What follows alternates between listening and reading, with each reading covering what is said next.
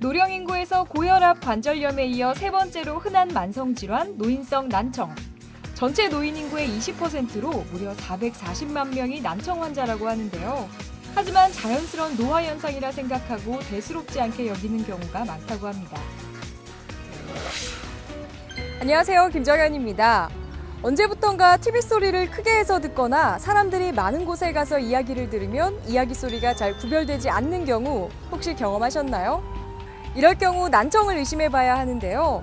노인성 난청의 경우 60세 이상 인구의 40%, 그리고 80세 이상 인구의 90%에서 발생한다고 하니까 가장 중요한 것은 조기에 발견해서 재활하는 겁니다. 무엇보다도 원활한 의사소통을 방해해 의기소침하게 할 뿐만 아니라 악화되면 치매 발생 위험까지 있다는 노인성 난청. 지금부터 그 해결책을 알려드립니다. 보청기는 어떻게 선택을 해야 할까요? 그래서 제가 전문기관을 찾았습니다.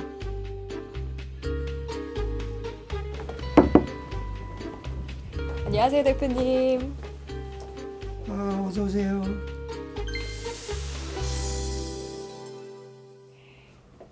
제가 보청기에 대해서 궁금해서 왔는데요. 보청기에 대해서 설명 좀 해주실 수 있을까요? 그럼요. 이쪽으로 앉으세요. 네.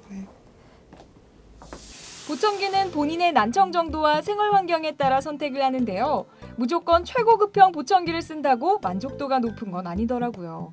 특히 기존 아날로그 방식은 작은 소리와 함께 큰 소리를 키우면 너무 왕왕거리는 불편함이 있었지만 요즘 디지털 보청기는 작은 소리는 크게, 큰 소리는 적당하게 키워서 왕왕거리는 문제를 근본적으로 해결했다고 합니다. 특히 말소리와 잡음을 구별하여 주변 소음은 작게 유지하는 기능이 그 특징이라고 할 수 있습니다. 음향 센서가 주변 환경 변화를 빠르게 감지해 사용자의 청력에 따라 주파수별로 필요한 음만큼 증폭해주고 외부의 잡음과 소음을 차단해 사용자가 원하는 방향의 소리를 더 잘 들을 수 있게 해주는데요.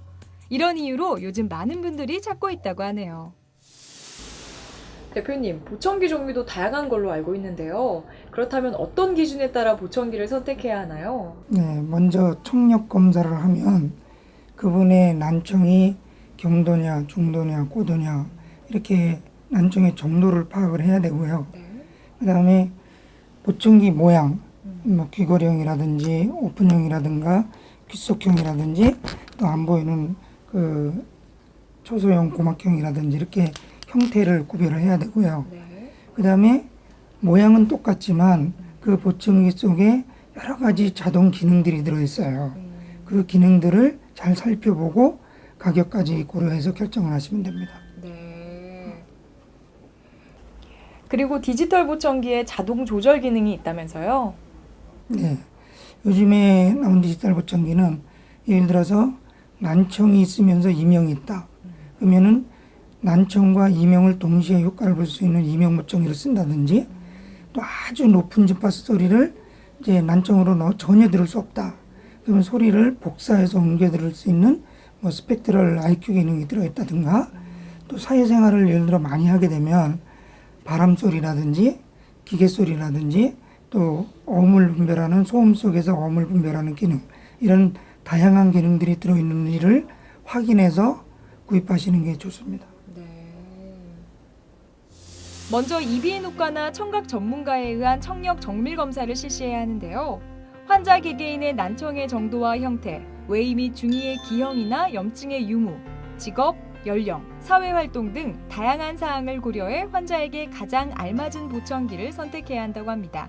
이제 나도 모르게 이제 70이 넘으니까 이 청력이 떨어진 거예요. 그냥 나도 모르는 사이에 텔레비를 볼 때 리모컨을 가지고 식구 두 식구 사는데 한 사람은 자꾸 볼륨을 올리고 한 사람은 내리고 그런 차이가 생기더라고요. 그게 나도 모르게 왜 그런가 하고 나중에 이제 청력 검사를 하다 보니까 청력이 떨어진 거예요. 그래서 이게 올 게 왔구나 이렇게 생각하면서 이거 안 되겠구나. 빨리 무슨 대책을 강구해야 되겠구나. 특히 노인성 난청 환자들이 듣는데 어려움을 느끼는 고주파수 영역을 낮은 주파수로 순간 복사 이동시켜 또렷한 소리로 제공하는데요. 이뿐만 아니라 나노코팅 기술로 보청기 내부에 습기와 이물질에 오염되지 않도록 특수 설계되어 잔고장을 최소화하여 보청기의 사용 수명을 늘렸다고 합니다.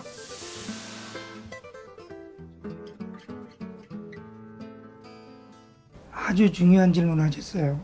사람이 태어날 때 양쪽 귀를 가지고 태어나는 이유가 있죠.